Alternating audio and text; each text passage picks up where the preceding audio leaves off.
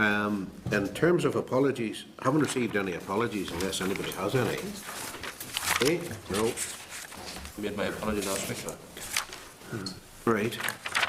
Now move to the draft minutes. The draft minutes of the meeting held on the 3rd of February are from page 5 onwards. If members are content with the detail and accuracy of those minutes, great. Okay, just in terms of chairperson's business, the department's response to committee queries on the insolvency bill haven't arrived, so there are no papers for agenda item number 7 yet. So if members are content enough to defer agenda item number 7 until next week. Okay, and at page 10 is a summary of the informal meeting with Protect Our North Coast to discuss the Rathlin Energy Petroleum licence. Now, as we've agreed earlier or discussed earlier, there's a huge swathe of issues in there. So if we can agree to defer this to a substantial item on a further agenda. Okay? And we'll go into it in more detail then. Right, now the next item is the oral briefing from the Minister for Enterprise, Trade and Investment, the budget 2014 and other issues, and papers for this are from page 35 onwards. We have a clerk's brief at page 35, the Deputy Final Resource Budget page 37, and key issues and challenges 2015 page 43. And with us today, joining the Minister, and you're very welcome, Minister. Thank you very Good to much. see you again. And with you are Mr. Andrew McCormick, the Deputy Permanent Secretary, and Mr. Eugene Rooney, Head of Management Services Group. So, Minister, I've welcomed you to the meeting. If you could continue, please, with your opening statement. Thank you very much, Chairman, and thank you for the opportunity to brief on the budget for the Department for next year. As you know, the draft budget was published on the 3rd of November, and I briefed the committee on the following day in relation to the proposals, and that contained allocations totalling 37.7 million for existing commitments, mostly for Invest Northern Ireland and what was then the Tourist Board, together with reductions of 15.1%, which totalled 27.9 million. And the reductions were applied proportionately across DETI and indeed across its arm's length bodies as well. So the Finance Minister announced the Executive's decision in relation to his final budget on the 19th of January, and the Department was allocated a net additional 8.8 million, comprising an additional 10.4 million of resource, 1.4 million of Interreg match funding, which was transferred from DFP, and also reflects a transfer of £3 million from my department to the Department of Environment for the Regional Start Initiative, obviously transferring from Invest to the District Councils in April. So overall, the DETI resource budget will increase by 10.1% in comparison to the opening position of 15-16 in the draft budget, and by 0.3% when compared with 14-15 estimated outturns. So the resource funding in overall terms will be close to level provided to the department in this year. Budget also includes allocation from the Change Fund that I'm very pleased to see. Invest and the Department for Employment and Learning had put forward a joint bid on collaboration on skills, and 7.1 million has been allocated to Invest to support skills growth, leadership and management programmes, and indeed the collaborative network programme as well. DEL was also allocated an additional £2 million in respect of its part of the bid. We also were allocated 250,000 from the Change Fund to develop, along with the Department of Health, the potential for the health, innovation and life sciences sector through the creation of a sectoral hub. And that hub is going to provide a very focal point, a nerve centre, if you will, for the life and health sciences sector, something which I know this committee takes an interest in. And to try and stimulate interaction, innovation, networking and collaboration across academic, business and clinical communities, facilitating investment and promoting economic opportunities and, of course, associated job creation. In addition to the successful Change Fund bids and transfer, a total of 40.7 million was available to address the known pressures. I've allocated 30 million to Invest Northern Ireland, 9 million to Tourism Northern Ireland, 250,000 to the Health and Safety Executive, and 1.5 million to inescapable areas in the department.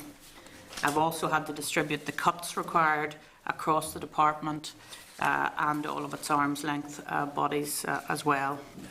The 1.5 million to the department is for commitments for the administration of the non-domestic renewable heat incentive, which we launched back in November of 2012, insolvency service legal fees, support towards the establishment of an agri-food marketing body, and for the continuation of the Small Business Research Initiative to take forward innovative procurement programmes in 2015 and 16. So I'm happy to take any questions in relation to those issues and indeed any other issues. Yep. Thanks very much indeed, Minister. In opening, other members will be coming in on this as well. Just 2 or 3 items, particularly, as you know, we're engaging in an inquiry into the reduced rate taxation possibilities for our local economy. Yes. And I'll be very surprised if one of the key elements of that isn't going to be the skills and the necessary skills required to avail of any potential that may arise as a result of reduction in corporation tax. So therefore, I'm very interested in the Change Fund, that 7.1 million there, the collaborative project between yourselves and Bell. Can you enlighten us a wee bit more as to what projected outcomes or aims and objectives of that are, please, just? Well, when we were made aware that there was money available in the Change Fund, I, of course, made a plea to all of our different areas to have a very strategic look at that and to see what it is we could bid for out of the Change Funds and invest. And Dell came forward very wisely, as it turned out, with a bid in terms of skills. As you will know, we have been very much working with Dell over this past, particularly last year, in terms of the Assured Skills Scheme, where we go to investors and make the pitch that not only will we give them the talent in Northern Ireland, but we will guarantee that they will have the appropriate skills. And that has been very successful. And indeed, you will have noticed that on a number of jobs announcements, the Minister for Employment and Learning has been with me at those jobs announcements to reflect that interdepartmental working. So the bid was put forward by Invest and Dell. As I've said, we have been allocated 7.1 million. Dell has been allocated 2 million. And the whole idea is that we will support increase in the relevance and use of skills across all of the key economic sectors. So that will be put forward. The scheme is being put together at present to see where it is we need to inject support and to have the relevant skills available. And of course it will form part of our selling proposition in relation to corporation tax as well. Right, thank you. Say anything else? Just as the Minister said, it's very much a collaborative approach between Invest and the Department for Employment and Learning, and it's going to look across sectors and sub-sectors where the availability of skills is impeding the growth of the overall support package. So, as the Minister said, it's innovative. It fits the requirements of the Change Fund and looking at cross-cutting reform initiatives, and I think it's very much in line with the supporting the economy objectives. Are there any immediate areas of the economy where skills deficits are showing up already? You're bound to be aware of those, just you don't need to do.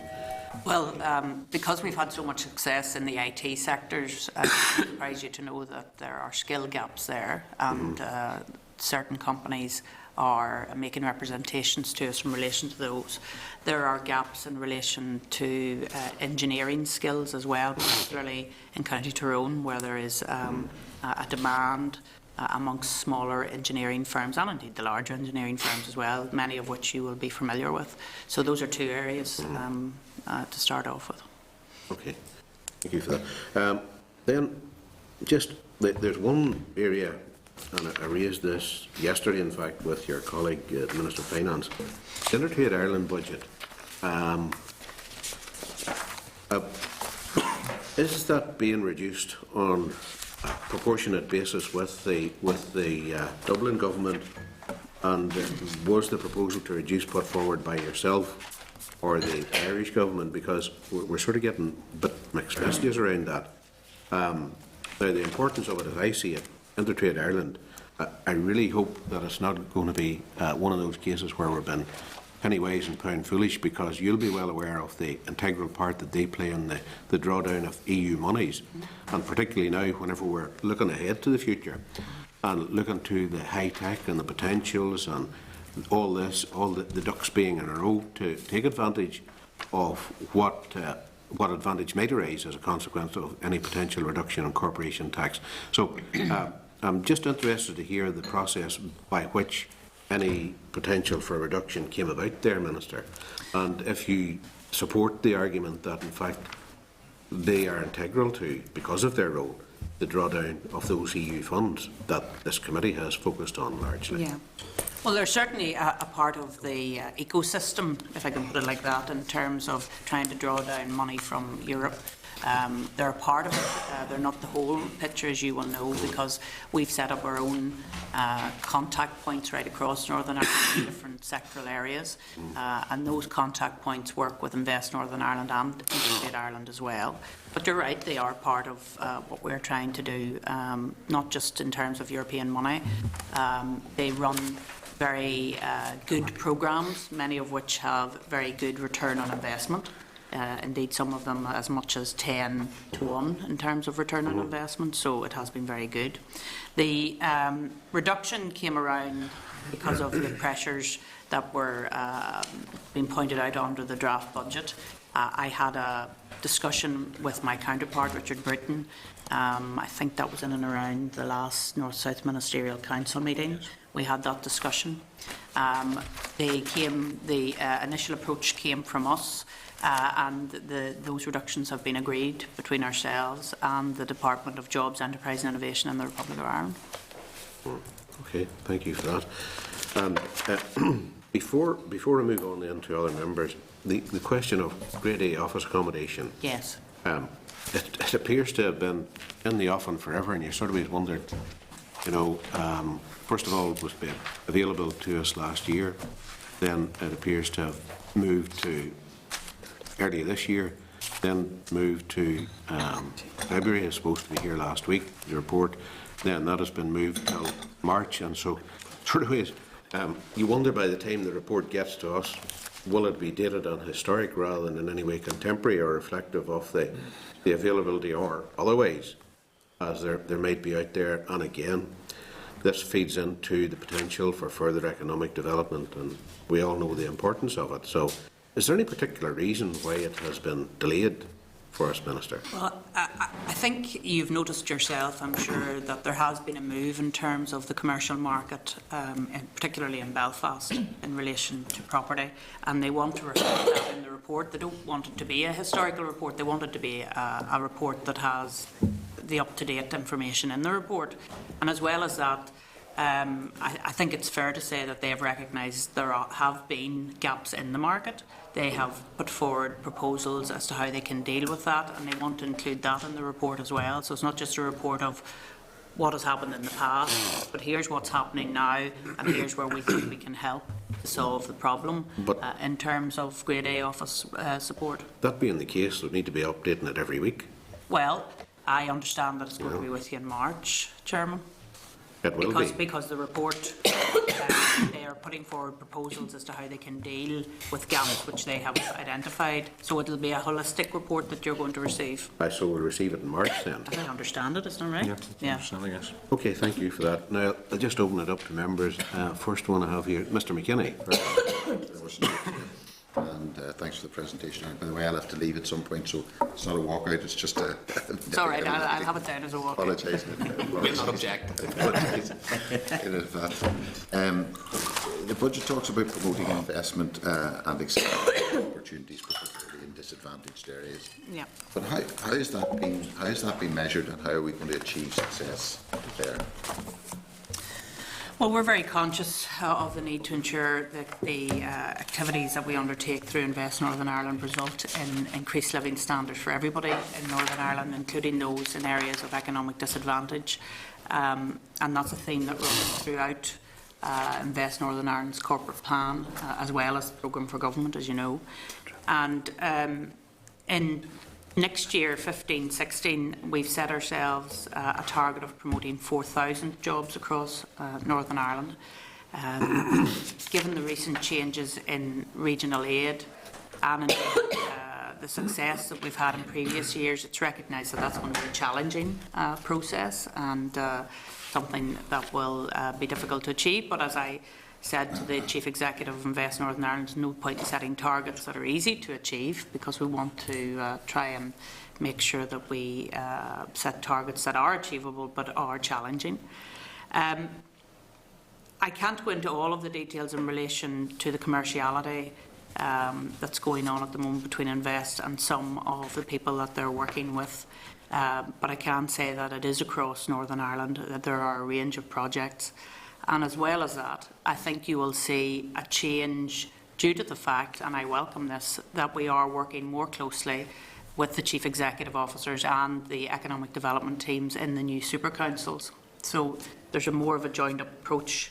It's not a case that Invest is a remote institution that sits in the areas where they have offices, but it's actually a closer working relationship between the councils, and that will be seen by the fact that Regional Start now goes out to the sister councils, and the councils are in control of that programme from now on, from April. It's just that there are figures that stand out persistently, particularly NISRA figures, and Margina Lois having been in West Belfast for so long. They persistently stay, top the table for deprivation and long-term unemployment. And in the West, you've got your Strabane and Derrys that particularly stick out as well. So, well, that's stubbornly persist despite ambitious talk, if you like, about change. Yet those figures still exist. Yes, and I think you'll accept that those have been historical figures for quite a long period of time. And it's part of the reason why the economic inactivity strategy, which Stephen Farry and myself have been working on, will deal with the reasons behind those figures as opposed to just looking at statistics. We're trying to get behind why is it that the North West has the highest economic inactivity. Can we deal with the underlying issues as opposed to just throwing jobs at it? Because it's not about just throwing jobs at it, it's a whole wider issue. And the new subcommittee that has been set up in the Executive by the First and Deputy First Minister, looking at regional opportunities, has identified that it's not just about Invest Northern Ireland's work, it is about skills, it is about infrastructure. Why is it that we still haven't had the A6 developed between Londonderry and Belfast?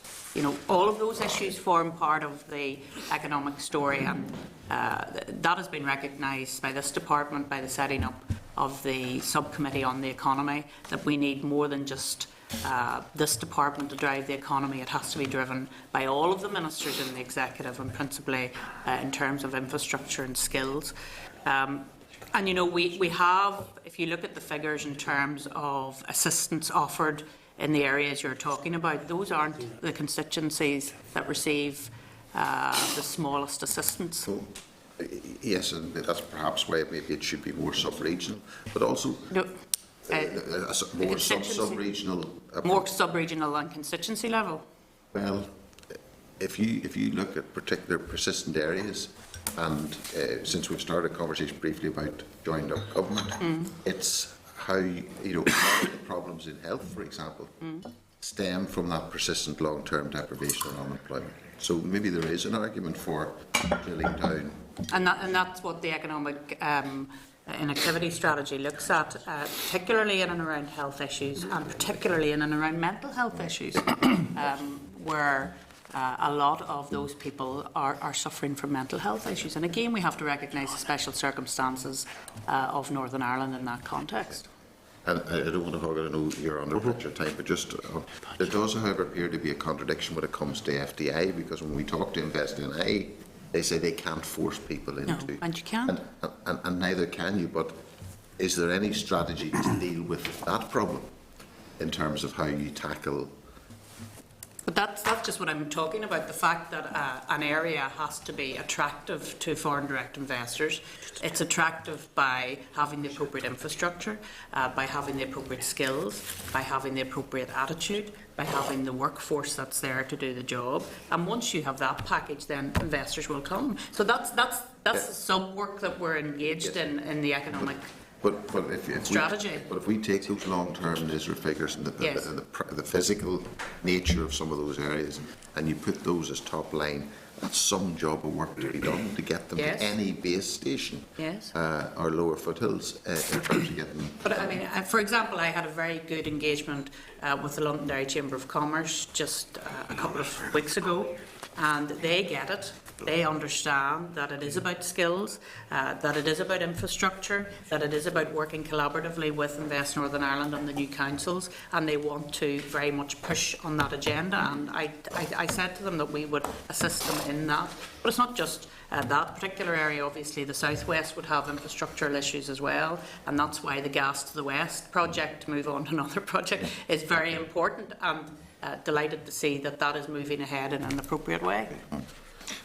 All right, I've heard a lot. You could go on all day, but just a lot of others have to get in. I don't want to ask any more. Just a point, you know, that we started off with the budget, but quickly moved on to issues which will affect or inform the inquiry coming up, and you know, I think some of the issues that our minister has mentioned, we should look forward to that. Okay, thanks for that. Mr. Given, Paul. Thank you, Chairman, and Minister. Very welcome to the committee. There had been some concern at the time of the draft budget around the allocation to Invest NI. Actually, now we've got the final budget, and officials, when they came to the committee, had highlighted that the draft budget could have had some implications for the ongoing work of Invest NI. Could you give us an assessment as to what opportunities there are now with the final budget for Invest NI to continue delivering on a very good track record that it has had up to this point? Absolutely, and I think Invest NI has been the victim of its own success insofar as it had so many pressures to draw down money that's where our difficulties lay. 30 million of that has gone to Invest Northern Ireland to deal with those pressures, and that's good because that means they're creating jobs. But the allocations will mean that it's going to be able to continue to target inward investment, to promote domestic investment, to provide trade support, which I have to say a lot of our Indigenous companies very much value. And to support private sector investment in research and development as well, which has, I'm glad to say, increased over the past couple of years. There will be additional funding allocated to selective financial assistance and to R&D grants. We'll be able to support skills and strategy grants, collaborative network and leadership programmes, including innovation vouchers and the accelerator programme, which was under threat under the draft budget, will be able to proceed now because of the increased allocations, which we're pleased about as well. So, as I said, we're going to put a target of promoting around 4,000 jobs, supporting £220 million of new investment, and generating additional research and development of £40 million of pounds. So we've set ourselves stretching targets, but I think they're achievable. Okay, well, thank you for that. And obviously, up until the end of last year, we've now got down to around 5.7 unemployment levels, lower than the UK average. So you're right, Invest NI is a victim of its own success to that extent. So how confident are you that that trend in the reduction of unemployment levels that you've been able to achieve with Invest NI can continue and try and take up some of the slack that obviously we're going to introduce through the reforms that's taking place across the civil service? Well, it's vitally important because the whole idea about the reforms is that we rebalance the economy and we increase the size of the private sector, which is why the devolution of corporation tax is so important. That allows us to increase the size of the private sector. The Northern Ireland Centre for Economic Policy has indicated that the economy will increase by 10–11%. That means that we'll be able to create more private sector jobs and that Invest will be able to support those. So we have to now gear up over the next couple of months in terms of how we're going to sell them. First of all, we have to get the message, which of course is what rate are we going to set corporation tax at, what date does it become applicable at, and then how are we going to sell it, and what skills do we need to have available. And what I am bound to say, of course, that the coming together of DEL and DETI into a single department for the economy will make a difference in terms of that, because whilst we have a good relationship with DEL, I think the fact that having that inside one department will lead to efficiencies and more effective delivery in terms of skills. Yeah. Thank you, Minister. Thank you, Chairman. Okay, thank you. Mr Humphrey. Thanks, Chairman. Thanks, Minister.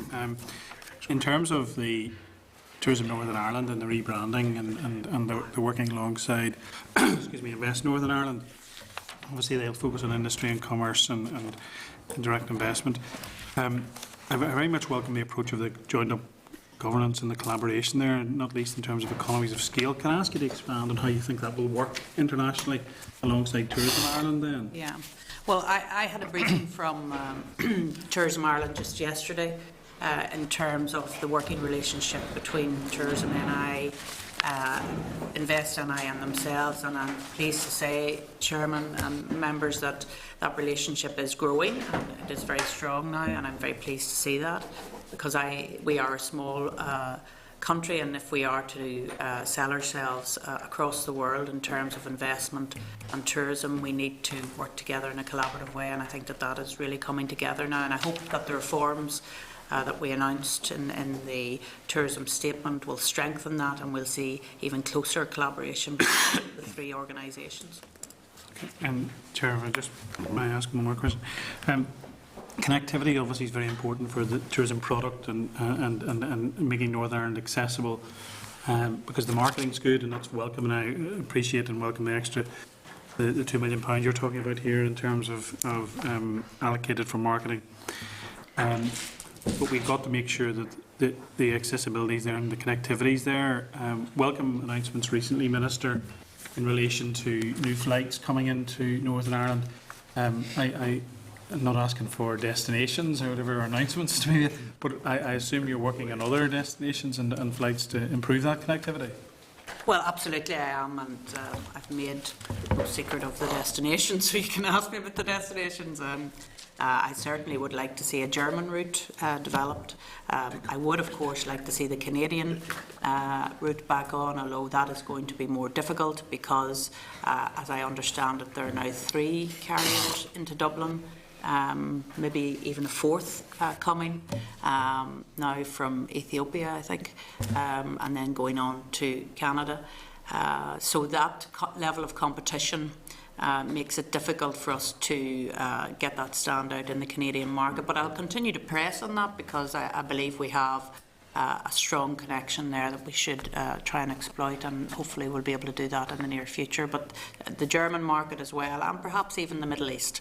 So those are areas that we're having discussions around in terms of new routes. But you're right, connectivity is absolutely key. And whilst we are working very hard with tour operators who fly into Dublin to include Northern Ireland on their itinerary, it isn't a substitute for having direct connectivity into Northern Ireland and into the international. Thank you. Thanks, Chair. Okay, thanks, William. Mr Dunn, Gordon. Thanks, Chair. Welcome, Minister. Welcome, Eugene and Andrew. I think, Andrew, you're looking a lot healthier since you moved away from health into the daddy job. But I'm sure it is every bit as challenging. I'm sure it is. Minister, welcome back from your visit to Dubai. Perhaps you could give us a bit of a rundown on that and the success. We heard good reports about you this morning on the radio, and SDC trailers were singing your praises. So perhaps you could tell us why Dubai. I understand, is that the right term, Dubai? Why Dubai?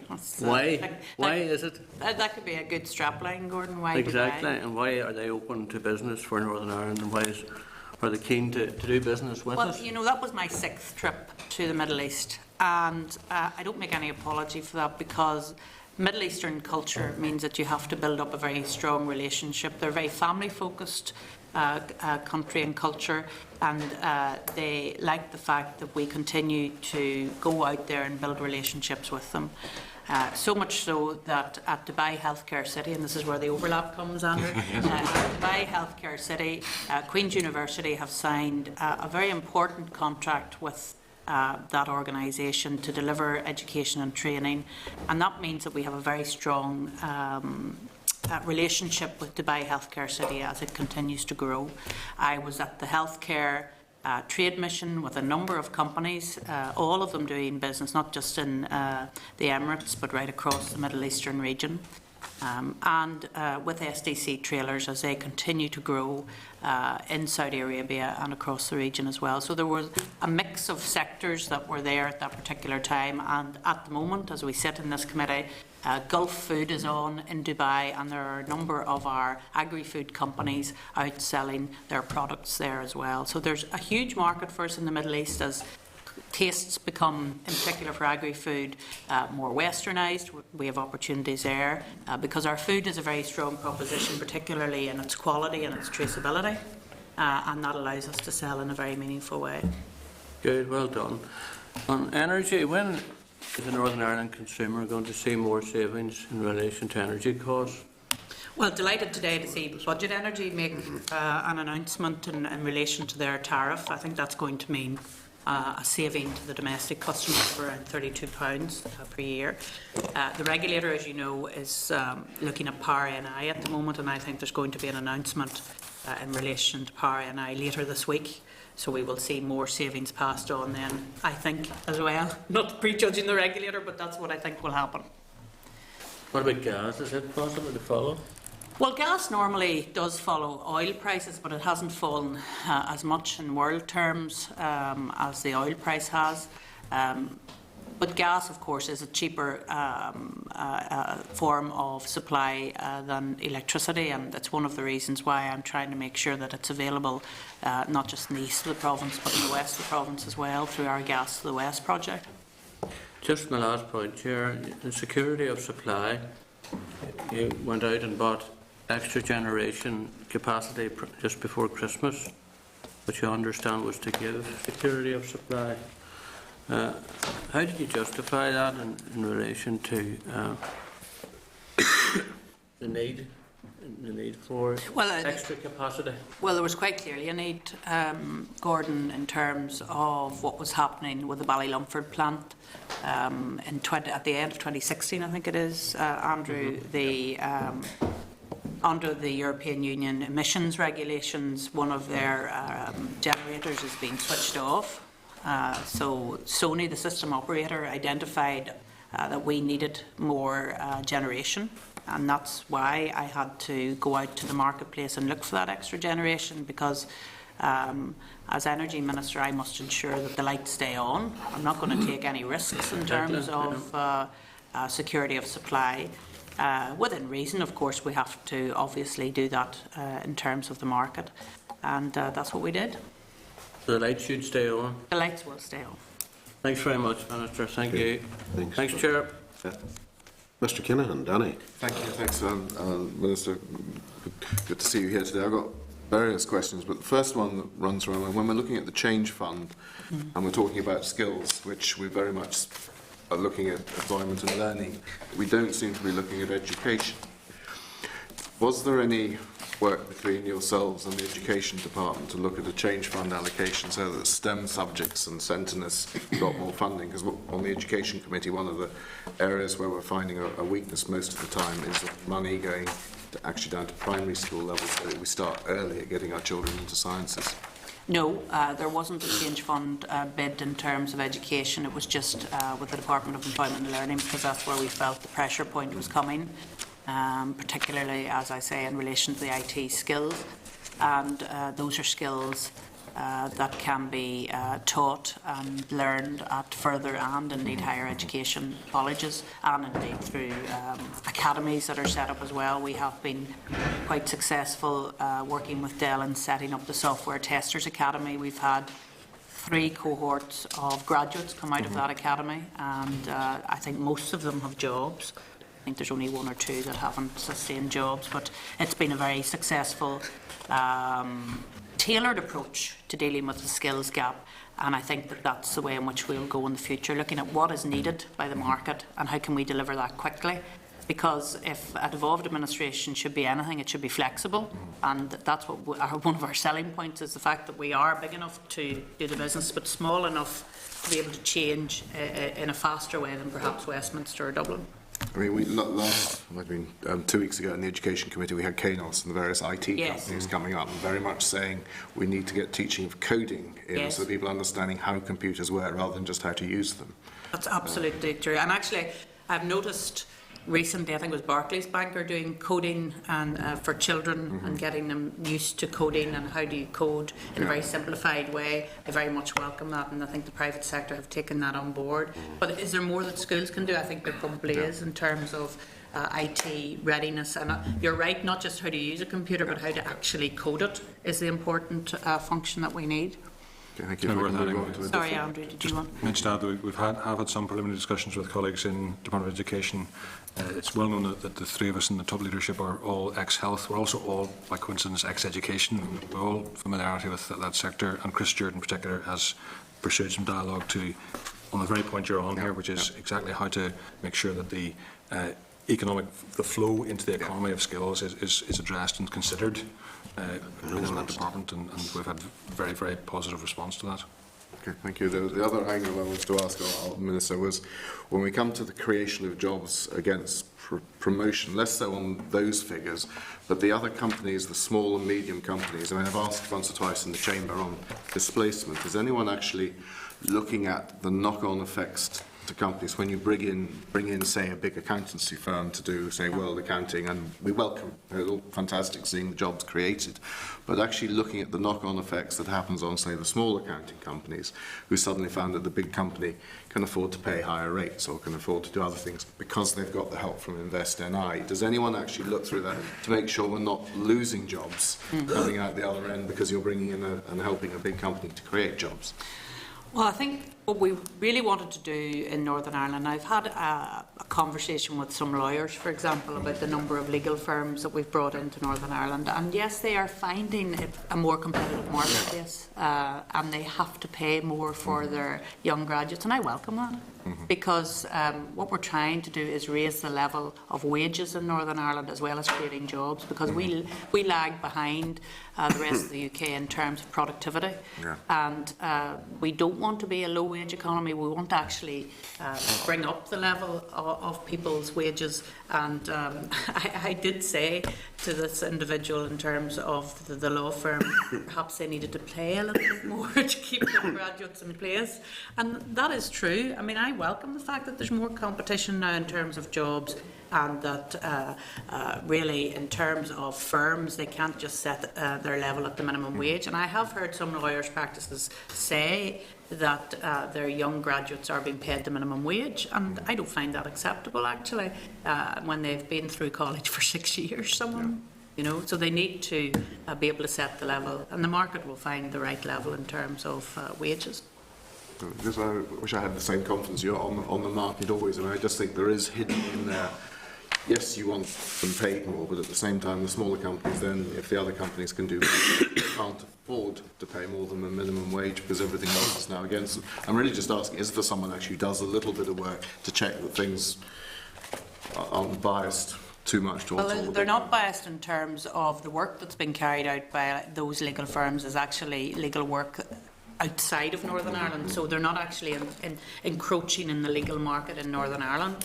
So the market hasn't shrunk, apart from the fact obviously we had to deal with the recession and all of the pressures that brought, particularly for conveyancing lawyers. But I'm focusing on law because it's something I know in terms of the sector, but the legal firms that come in are actually providing services outside to London and to New York in many cases, and not actually inside the Northern Ireland market. Thank you.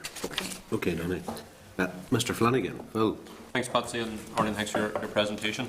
I think most of the questions have fallen under the other issues category of the briefing as opposed to the budget directly. Can I ask, how do you plan to use your budget for 2015-16 to meet the existing programme for government commitment to tackle regional imbalance? Well, I think we talked a little bit about that when Mr McKinney raised the issue of regional imbalance. In particular, the new relationship that we have developed with the local councils in terms of regional start, I think will make a difference.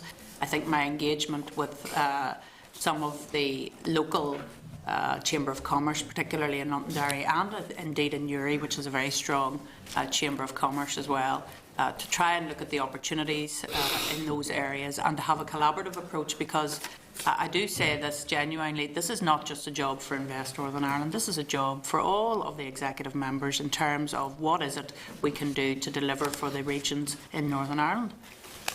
Because you can't expect a foreign direct investor to come into an area which doesn't have the appropriate road infrastructure, which doesn't have the appropriate telecoms infrastructure, and I know that's something you take an interest in, and to have all the appropriate skills for that particular sector. So that's the colleges that have to provide that, and of course the support that we give as well from an economy point of view. I hear what you're saying, but I don't necessarily agree. I think every town and village across the north now has access to high-speed broadband once you're in the streetlights. Nearly every town and village within the streetlights where they've put in these cabinets have access to high-speed broadband. So I don't think that's an issue that means people Well, can't... it's not, because we've worked very hard on it. No, exactly, and I agree with that, but I don't think that's an issue, meaning that Invest and I can't bring potential investors outside of Greater Belfast. investors to locate in a particular area, so you have to But look when at Invest and I are hosting a potential investor, they can actually bring them outside of Greater what, Belfast. kidnap them? Pardon? Kidnap them? No. No, they decide where they want to go, and we facilitate that, and they decide So you're where telling me they want Invest and I have no role at all in deciding No, where I'm these not people saying go? that. They decide where they want to go on the proposition that that particular town or region has to offer to the investor. So we will provide them with all of the information available to us in terms of that particular area, and then the investor will decide where they want to go. So if there's a skills abundance, as there will be unfortunately in Ballymena with the closure of JTI, we will furnish that information to inward investors and indeed Indigenous investors, and that will be a part of the story in terms of Ballymena in the coming months. The fact that we are going to have an abundance of skills in a particular area, and that's what we will do. So you're telling me that in 2013-14, the year that the G8, which cost 92 million, took place in Fermanagh, that Invest and I could only find 3 potential investors to bring to the county. 75 million of which was security costs, as you know. Yeah, but a third of it was paid for by the executive. That's not the point. In that financial year, only 3 potential investors were brought to Fermanagh. Yes, in terms of Whose foreign direct fault is investment. that? Well, obviously, Phil, you have a particular view on whose fault it is, but I believe that we sold Northern Ireland very well as a result of the G8, and in terms of the investment conference that took place in October following the G8, we had a number of leads from that investment conference, and indeed particularly with Japan, which has invested heavily in Northern Ireland as a result of the G8 conference. And, you know, you and I might just want to cut off Fermanagh and just say that the G8 was for Fermanagh. G8 was for all of Northern Ireland, indeed all of the United Kingdom, and I think we have benefited greatly from the G8. And I have a question today in the House in relation to the amount of investment that went into Fermanagh as a result of the G8, particularly in roads infrastructure, in terms of DSD, the amount of money that was put in to the town itself, and the attention that that received in terms of global attention from tourism. If you speak to anybody in the tourist industry in Fermanagh, they will tell you that they have seen an increase in the amount of people coming to them. And that's reflected in the statistics and in the figures. I have spoken to people, and I'm still amazed how in that financial year only 3 potential investors were brought to the county. You know, even though they spent a significant amount of money painting fences and railings in the middle of the town, that this Invest and I could still only find 3 companies to come to the county. Because, look, Well, you're as good as attitude. an advocate as there is for our county, Arlene. I'm going to be honest, you're as good as advocate there is. You're in a very influential position, and you know that when people come to Fermanagh, Yes. that they fall in love with the place. That's correct. You know, we have a very skilled and able workforce.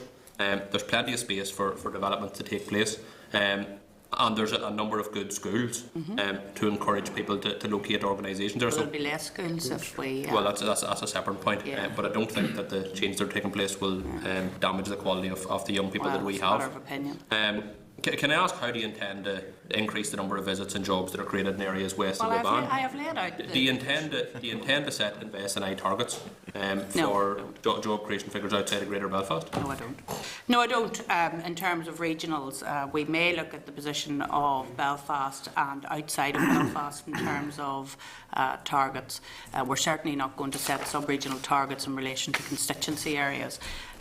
Because that would be anti-competitive, and what we want to say to the rest of the world is that we are open for business right across Northern Ireland and not just in particular pockets of Northern Ireland. I'm not prepared to do that.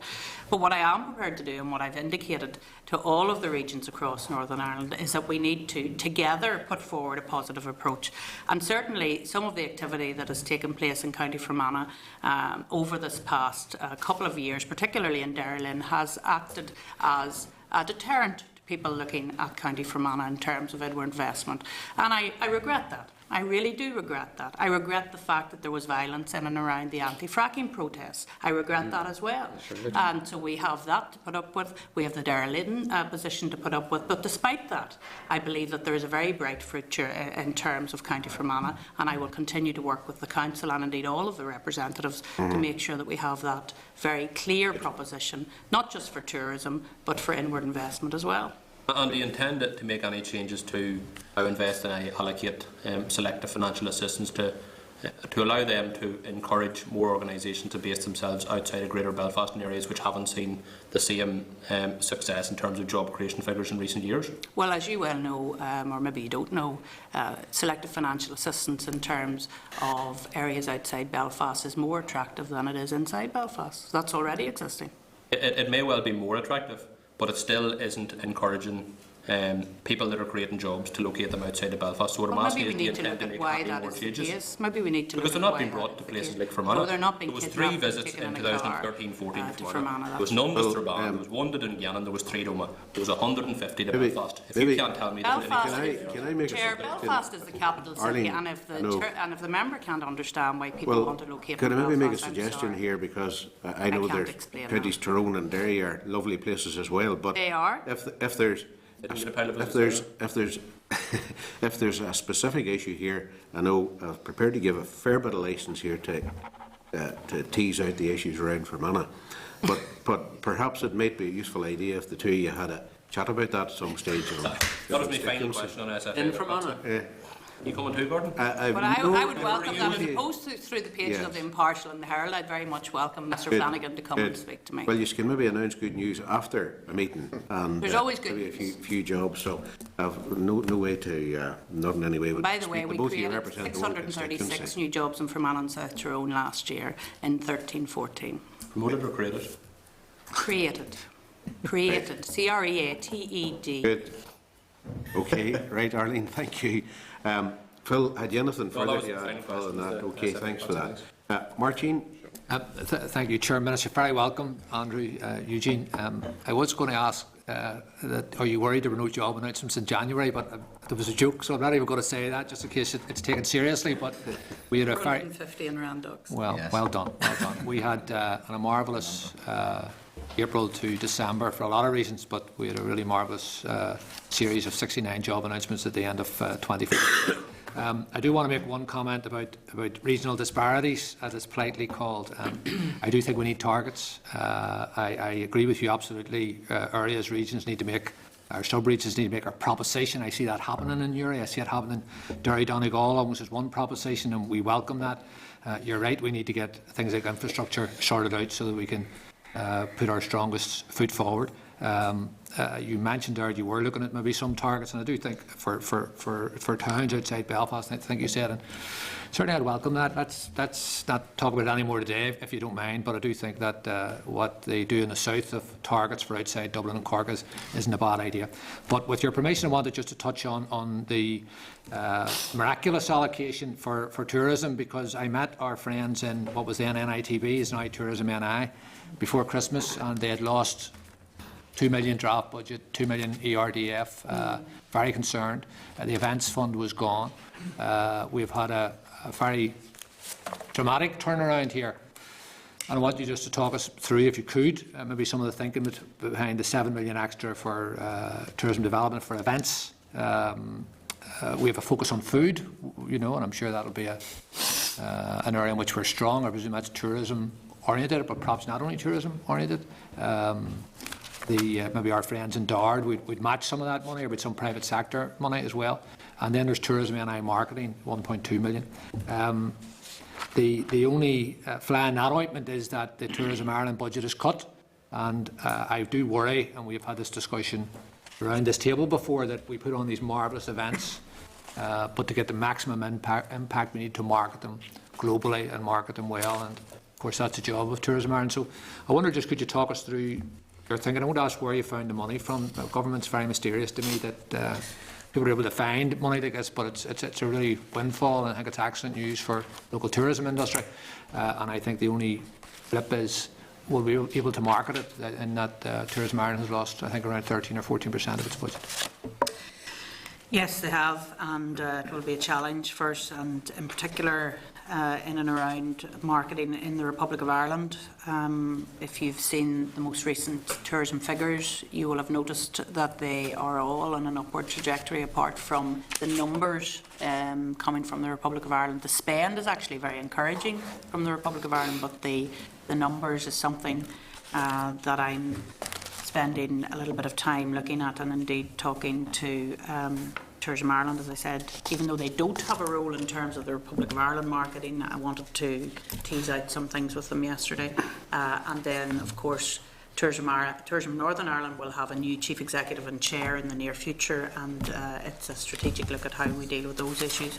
But in terms of the funding, £6 million to address inescapable commitments in terms of international events. And you will know those international events which have been very successful in the past, and we hope will be just as successful in the future: the Irish Open, the tall ships, and of course looking towards the Open coming to Royal Portrush, and some of the money that has to be spent to make that happen.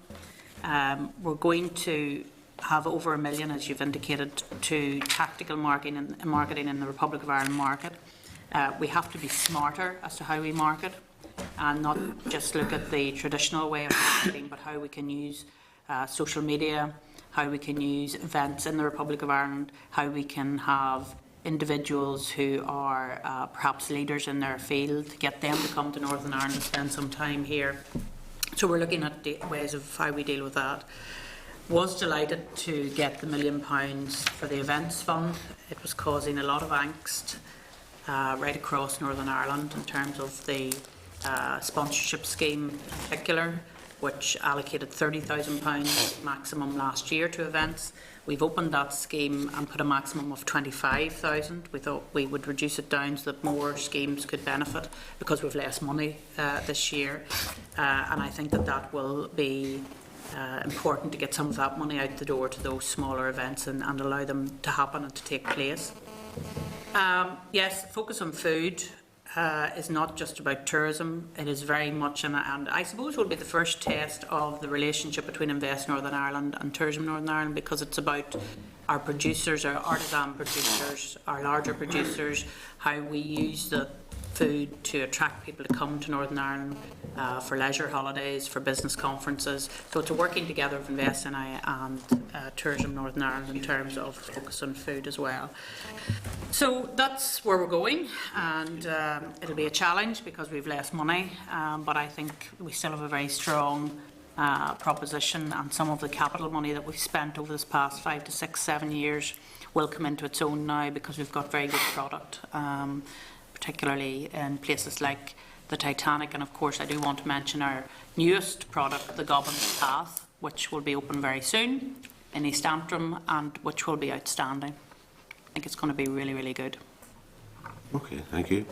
Well, I mean, I've run the Gobbin, so looking back to see it fully opened again, I think it's a marvellous project. The 2 millionth visitor to the Titanic Belfast recently.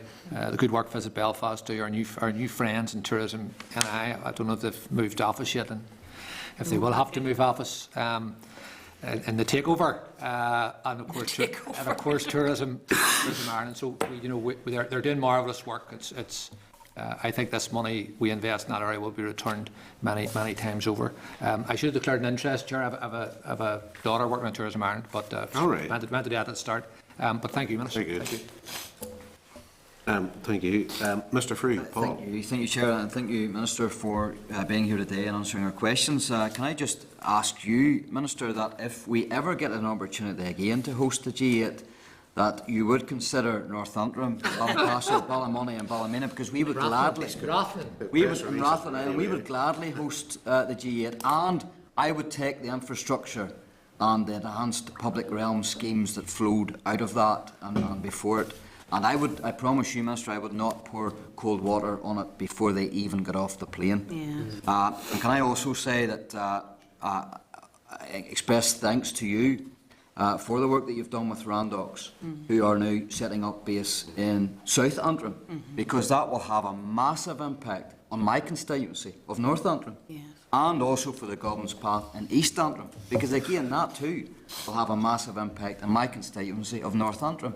And quite frankly, this regionalisation argument just does not weigh up.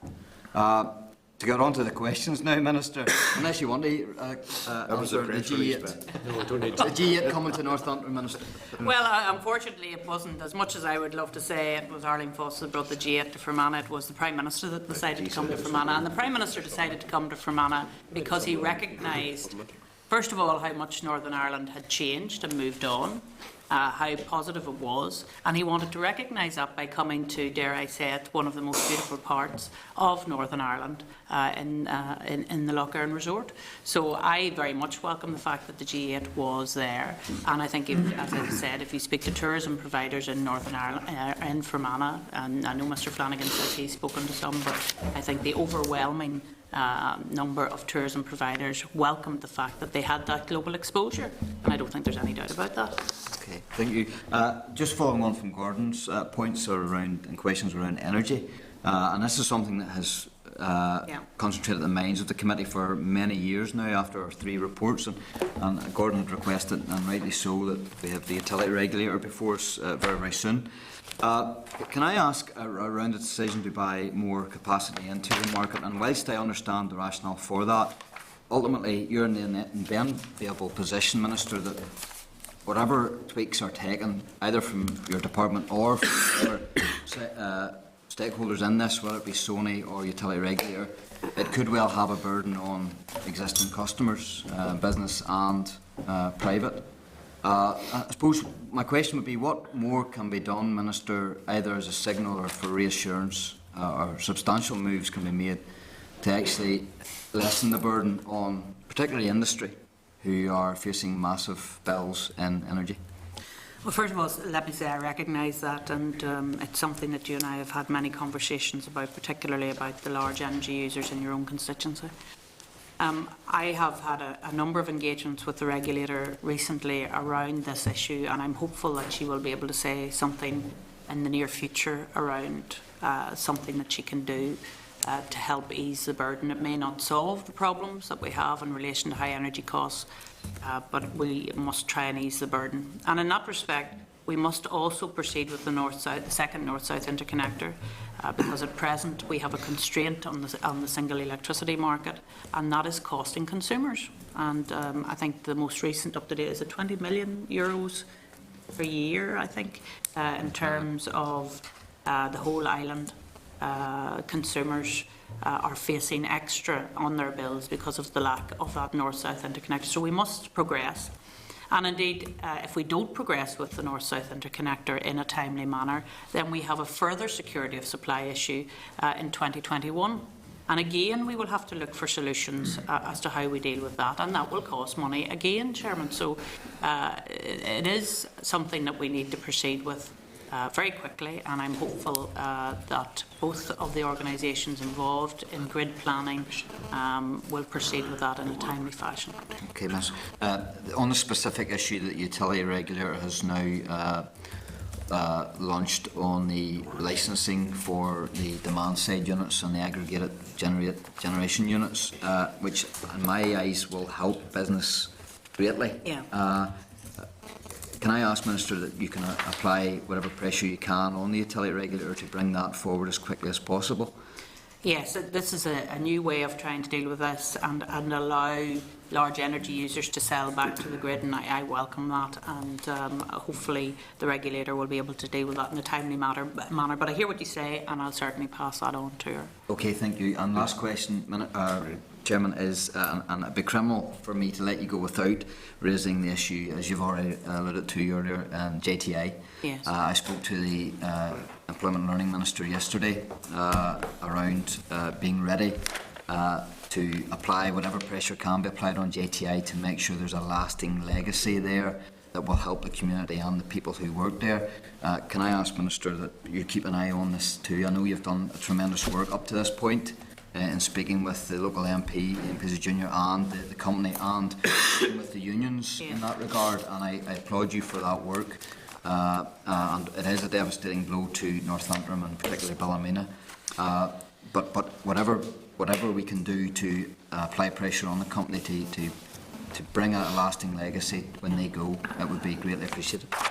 Well, I agree with you that that's where the focus has to go to now. Focus has to go to providing skills audit to see what's actually there in Ballymena, to see where it is we can place those people if possible at all.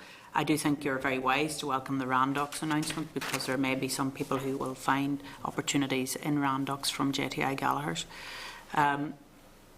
In terms of the future, I think we have a period of time now to look at the legacy from JTI. I'm not sensing any pushback from the company. They recognise their responsibilities and they want to be a part of leaving a legacy, and I welcome that. I also want to pay tribute, Chairman, if I may, to the unions in JTI Gallagher's. I think they were very proactive. They were very sensible. They saw where things were going and wanted to provide an alternative. Regrettably, that alternative wasn't accepted because the gap was still too big in terms of the company. But I do think it was a very worthwhile initiative that they took, a very collaborative initiative that they took, and I do want to pay tribute to the unions for doing that. Thank you. Danny, you had a brief query? It was on if I was like a different question on a different subject. It was really on corporation tax. It's just a link of corporation tax and tourism. We seem to spend our life with Ireland under cutting us. If we try and match corporation tax, we know there's a whole lot of companies in Ireland that don't pay any tax. They will continually look at ways of under cutting us.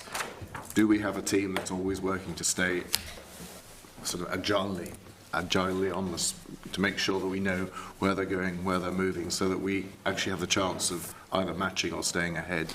Well, we're watching all of our competitor companies, to be honest, in terms of tax, in terms of talent, in terms of what it is they're offering to their inward investors, and we will continue to do that. It's important that you know your competitors so that you can step up then and beat their proposition, and that has always been the difficulty for us.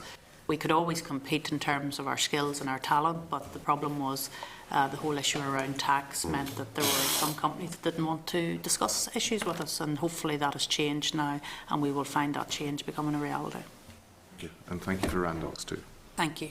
Okay, thanks very much. And then on that point, Minister, your suggested 10%, have you done any costings around how much that would be to the block grant? Yeah, there have been some costings carried out, and actually question time today is going to be very boring because I've answered all the questions. But anyway, there has been some work carried out in relation to 10%. I have to say, if I was a betting woman, and I'm not, if you were to ask me where I think it's going to end up, it'll probably end up in around 12.5%. So that's where the focus has been in terms of the amount of work that has been carried out. But there has been some calculations carried out in terms of 10%. Can you share those with us? I haven't the appropriate folder with me at this point in time. All right, I thought you might have had Question time, I will have the appropriate folder with me in terms of, I think it means a difference in terms of thousands of jobs, in terms of the benefit side. In terms of the downside, then obviously it would mean a differential in terms of tens of millions.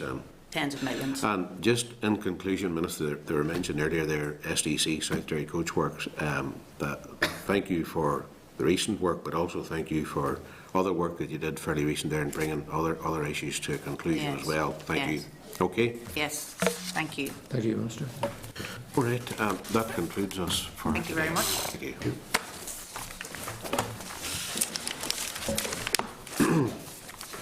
Okay, now we move to agenda item number 5, which is the oral briefing from the Committee Specialist Advisor, Economic Challenges and the Opportunities in a Different Tax Environment. Table today we have a briefing note on the economic challenges and opportunities involved corporation tax or corporate tax. Briefing today is Dr. Leslie Budd, the Specialist Advisor to the Committee.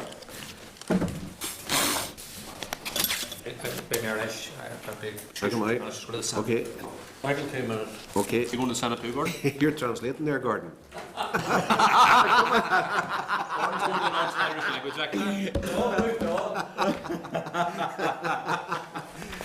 Very good. That was quick.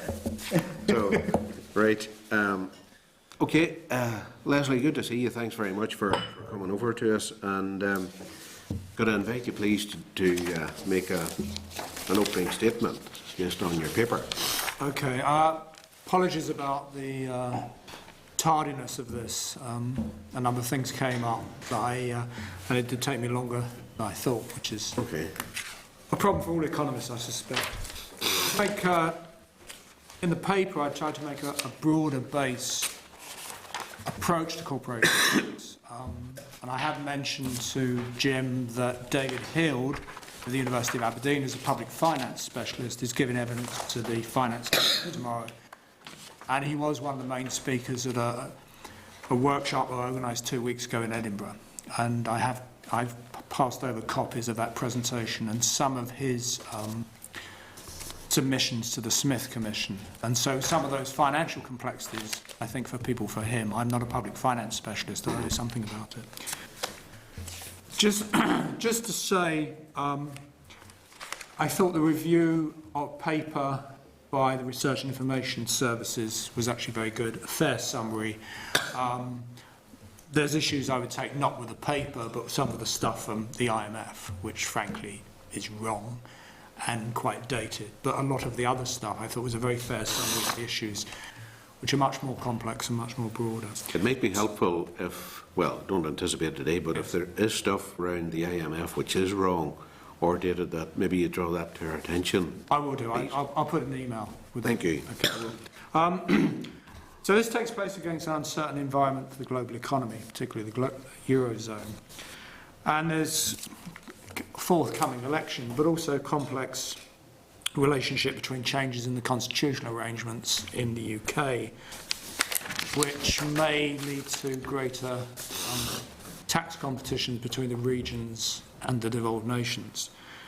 Simultaneously, with the latest tax avoidance case of HSBC, there is a move towards more tax harmonisation and regulation, so some of the abuses we may see over time be reduced.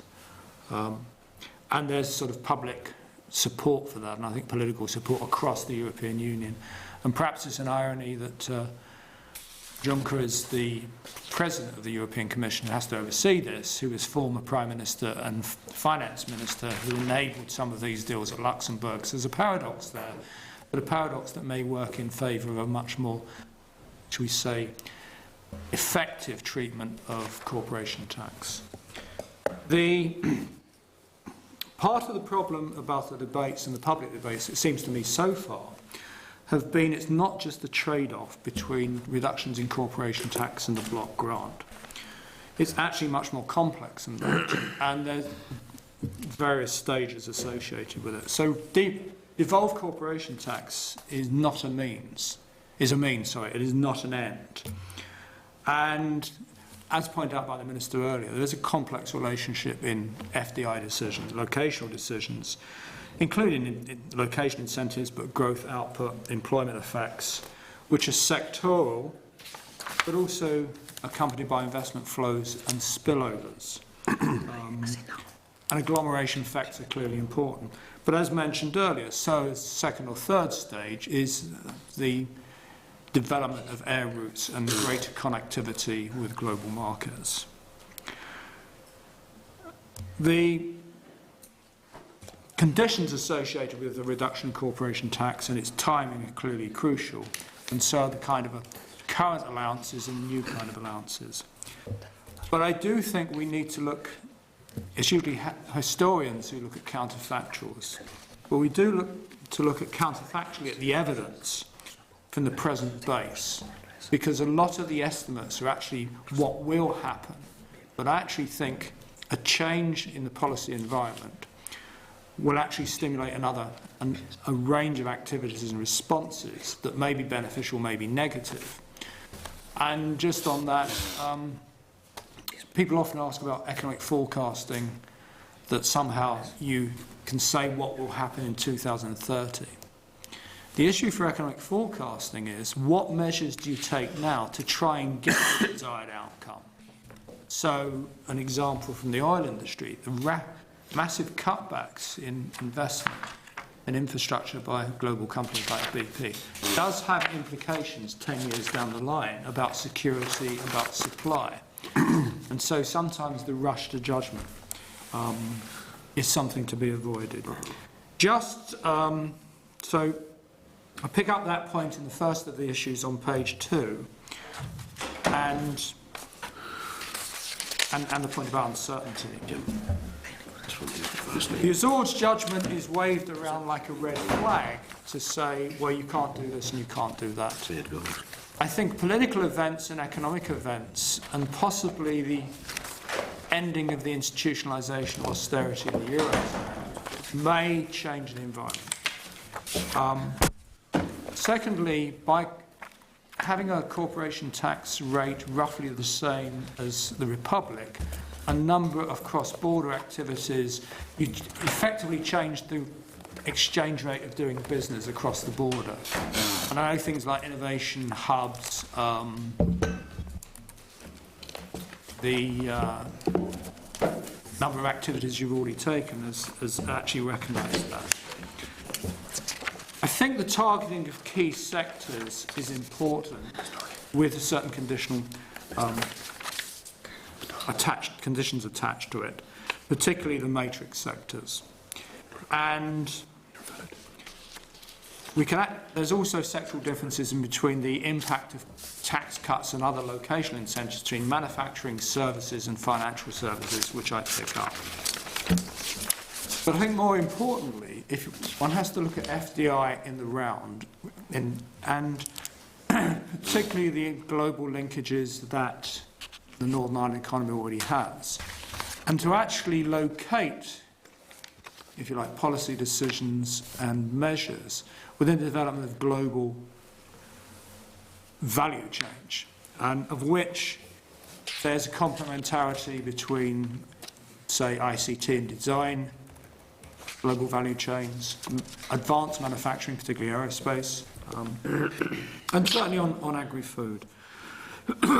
And in the report you see I've taken something from the United Nations Conference on Trade and Investment summary meeting in 2007. And this just gives selected measures to promote investment and technological upgrading. And I've highlighted 3 areas which seem to be relevant to the changes in corporation tax for Northern Ireland, and then highlighted text where you might get future developments. So I just thought that was useful information. And then the other parts of the briefing note are about, firstly, the challenges and then the opportunities. So, yeah. Okay. Thanks very much indeed, Leslie, for that. Actually, and for your paper, which was very interesting, but the bit that really intrigued me was figure 2 there, the economic growth rates and effective corporate tax rates in the United States, where the graphs are. Really, if you were just looking at corporation tax, it would appear that it's not really having much of an impact, because the other graphs are ping-ponging up and down and all across the way in terms of GDP growth and the likes. So it probably emphasises that it's just one element in a bigger game plan, like, I don't know, whether other effects in the economy or fuel costs or whatever it may be impacting upon that. Is there any further insight that you can give us into this? Because, as you rightly say in your paper, the corporation tax has been presented by some as a silver bullet, which the rest of us know it certainly isn't. It's part of the bigger picture. But can you give us any insights into why or how that could be so disparate in terms of its consistency purely with the corporation tax? Or is it because it's just taken with the corporation tax as an indicator? 2 points. I mean, I brought that in because I was trying to find a figure for Northern Ireland. I've got some other data from Northern Ireland. But I wanted to try and keep this briefing note as brief as possible, because I can send you supplementary evidence that I've got about the relative performance of GDP and growth. I've handed over a paper to Nathan that was done in October by the Economic and Social Research Institute in Dublin. I know people there who did for the Ministry of Finance, and there's some interesting information in there which is supplementary. Okay, that would be helpful. It's the graph there, which would be better if it was in colour, but the effective rate comes down to 30%. Now, you do find in the States the actual average effective rate can be lower in particular sectors and particular states, depending on locational initiatives.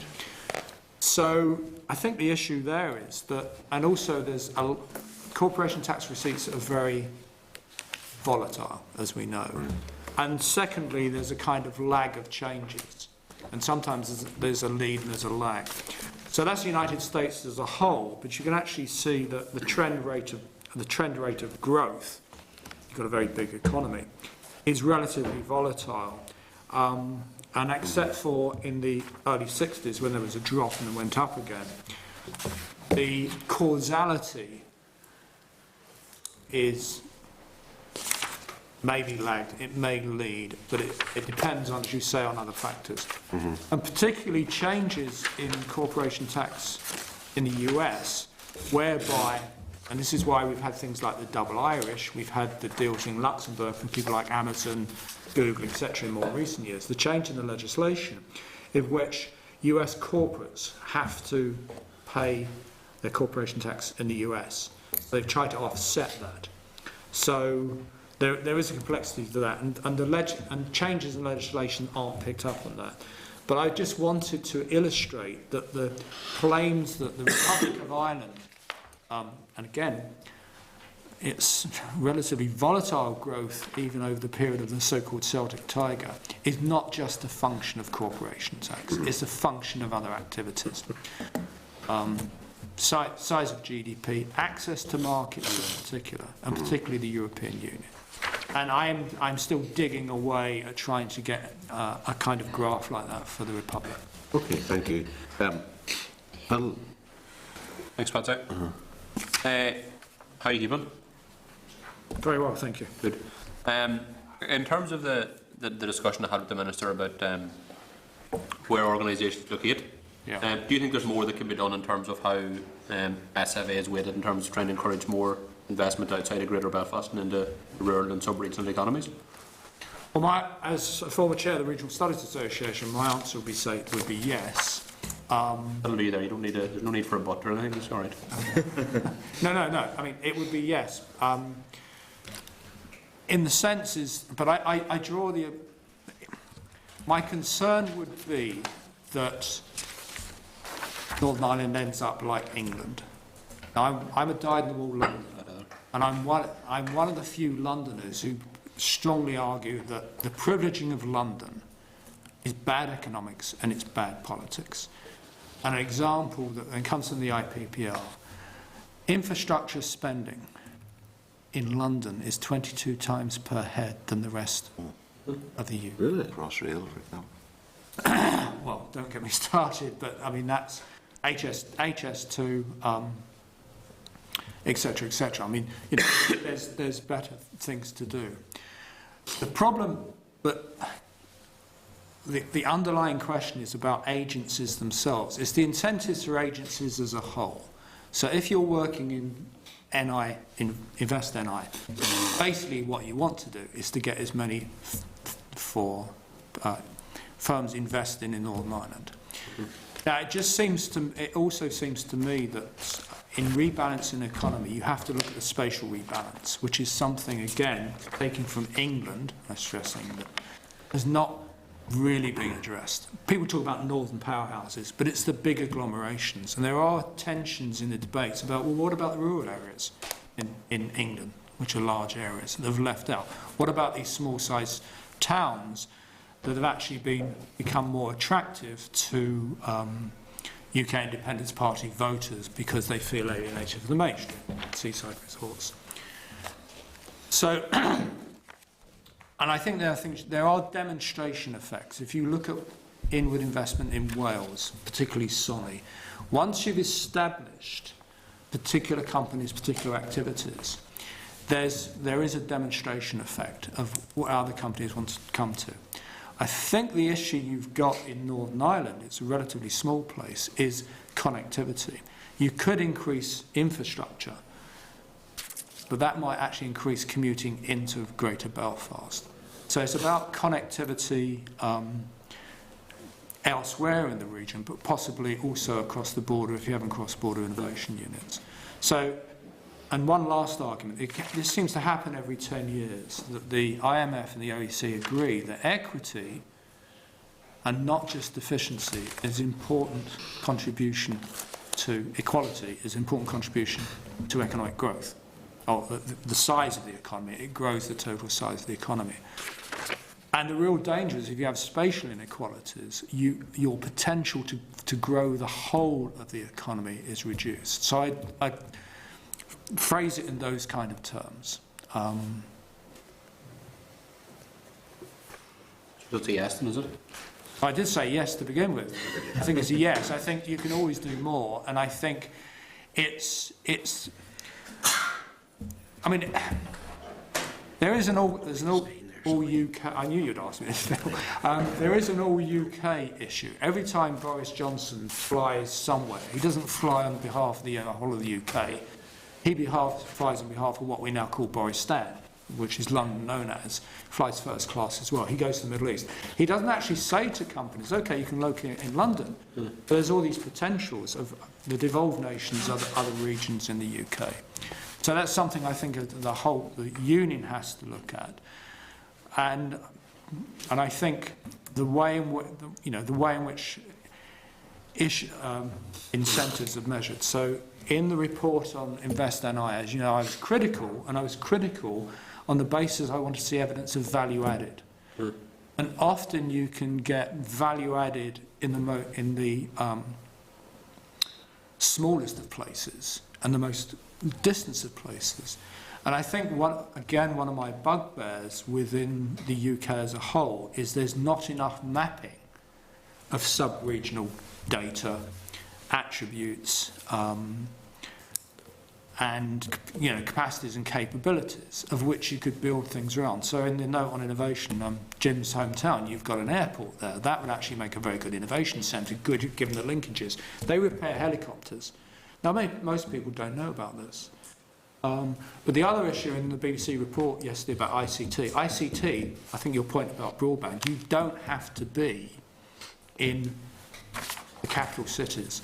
Some very good work was done by James Cornford when he was at Newcastle University about 10 years ago. And at a conference, he asked the question, where do you think most gaming software activities take place? And everyone says London. He said no. It was places like Darlington, Worcestershire, which were wired, and they had a lot of graduates from the universities because the cost of premises was important. So things like that kind of software development, ICT, can take place in these places where you've got infrastructure that's connected, but it's not necessarily physical infrastructure, which may encourage commuting away from those places. So are you concerned that we're moving to a situation here that's similar to what there is in Britain, where the vast majority of economic development is taking place in Belfast here compared with the southeast in England? Yes, I would. I would, in the sense of in any economic upturn, the demonstration effect and the benefits of agglomeration, people tend to go to capital cities. So you need a set of incentives, but also information about these other places and the benefits there are. For a long time, Manchester was seen as Manchester because of association with certain kinds of music and a drug culture. But that has changed itself, given the change in its industrial structure. But if you look at the the set of northern towns north of Manchester, they're not connected to each other. There is going to be an upgrade. And again, they focus in on Manchester. And yet, just further up the road, you've got Wharton, Airbuses where they make the wings for all Airbus aircraft. And yet, the connections for those smaller towns aren't towards that, if you like, global centre of high tech. It's actually towards relatively low service occupations commuting into Manchester. So, and again, and I'm not defending people, if you're a minister for the whole of Northern Ireland, so what you want to see is general growth, but there clearly is domestically, if you're going to attract FDI and have a more dynamic economy, it's about the spatial distribution, and that's an important part of rebalancing. And have you any suggestions as to how we better improve the spatial distribution of FDI jobs that are coming in here? Not off the top of my head, but I think, again, a better mapping of both capacities and capabilities, a better mapping of linkages, and the encouragement of certain sectors that don't actually need to be in large conglomerations. So, for example, gaming software. If you have appropriate shared premises, for those kind of activities, premises and being wide premises are really important. Can I ask you about the future of the union? And the talk there is about the British government or future British governments trying to take Britain out of Europe and take us with them. Has any work been done that you've seen to estimate the potential economic impact of that on the economy here if we're taken out of the European Union, and what impact it would have on trade? Not directly on Northern Ireland. I've seen a lot of the kind of various measures for business in Europe. Chamber of Commerce today called to bring a referendum forward. There's a tension in the city with hedge funds wanting to come out of the European Union, investment banks wanted to be in. But that's something I could do. I could actually gather some evidence for you on that. Okay. Happy to do that. Is of an interest. I put my hands up. I'm pro EU. You know, I think He's doing all right. You're happy enough to that point. I think it would be severely damaging, and frankly, I think it's an old story. I think it would, because the big issue, and I've been about like most other members in the room, meeting businesses, and a lot of them do trade with the rest of the island and within the island. And if there are further obstacles, red tape, customs, all that introduced like we used to have it, it really makes things more difficult for them at a time whenever they really don't need difficulties introduced. That's before we even go the route of where we're focused on the reduced corporation tax economy. Yeah. Right. Would you get us a piece of work on that, Leslie, will you? Yeah. Good job, thanks. When would you like it done for? Okay, well, we just... Tomorrow morning. 9 o'clock, yeah. Well, we'll agree that as a committee then. No, if you tell me, I just need deadlines. Yes. So, Okay. We'll maybe just discuss that at the end. Sure. So I'll move over to Paul. Yeah. Sorry, me, Chair, to Paul's here. Yep. Yeah. Oh, sorry. Right. Yeah, thank you, Leslie, thank you very much. I hope you're not just too sick about the football results of the weekend. I thought you might say that. St Mirren won, so. Okay then. Okay, that's who you support now then. They are. No, I was. Do they pay corporation tax? Sorry to get on message again, Chair. I'm a sport by trade. What we used to have, just on your regionalisation conversation there in London, centric. As a sport, we had this thing called London Waiting, which basically meant if you worked in London, you got extra money, extra dough. And of course, that was a great thing. If you wanted to travel, you headed for London rather than Manchester. You didn't have that same incentive. So if you're going to have to take the pain, throw the pain of being away from home, you wanted to be in London. If the work was there, and a lot of sparks at that time in the 90s would have worked in Dublin because that's where the work was. Yeah. And yet, whilst they get extra money, they didn't get as much as they would working in London. So how much of that is a barrier, though? Because we hear of global companies moving away from Northern Ireland to go to low-cost economies and low-wage economies. So how much of a factor does London rating have throughout the global companies? Well, clearly there's a wage premium in the private sector. London waiting for the public sector. I don't get it because although I live in London, is about £2,500, £3,000. There's clearly a premium there for certain kinds of activities. They're usually associated with high value added. But it is interesting if you take investment banking, where the wages paid, or at least the bonuses, often don't relate to value added whatsoever. So there's a paradox there. So the labour market actually doesn't work, in my view. The other thing you now find going into London, because of economic congestion, including housing, I recently went to Heathrow about 6 o'clock in the morning, got on the tube, it was absolutely packed. Now, 5-10 years ago, it wouldn't be. And it was people commuting in to do relatively low service jobs who are commuting further and further out.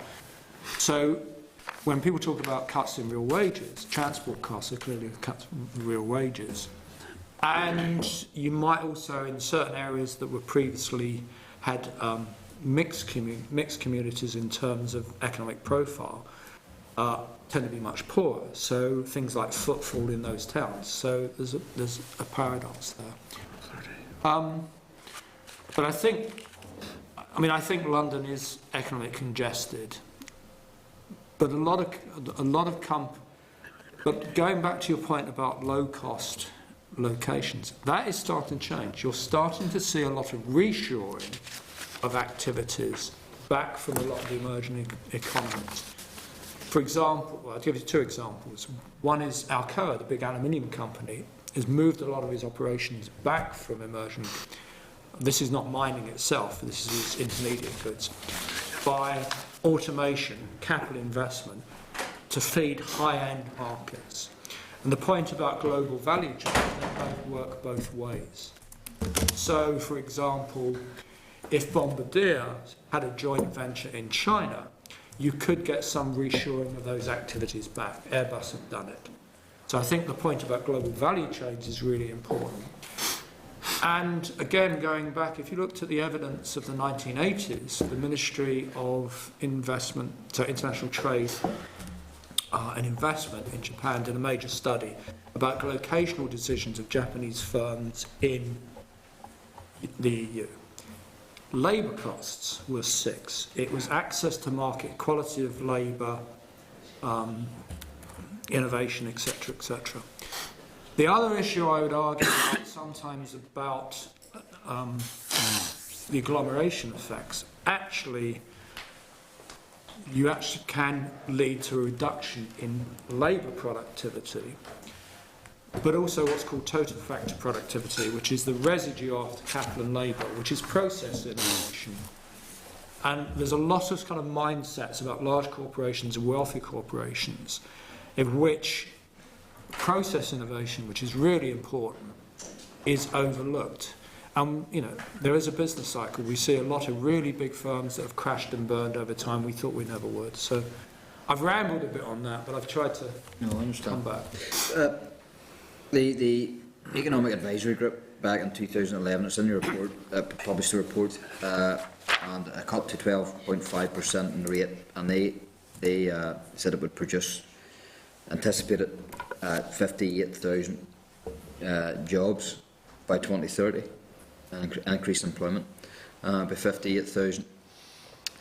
What does that 58,000 look like? I know it's an estimated figure, of course, but is that 58 global companies that are massive employers of 1,000 each, or is that a much more sprinkled and disparate employment?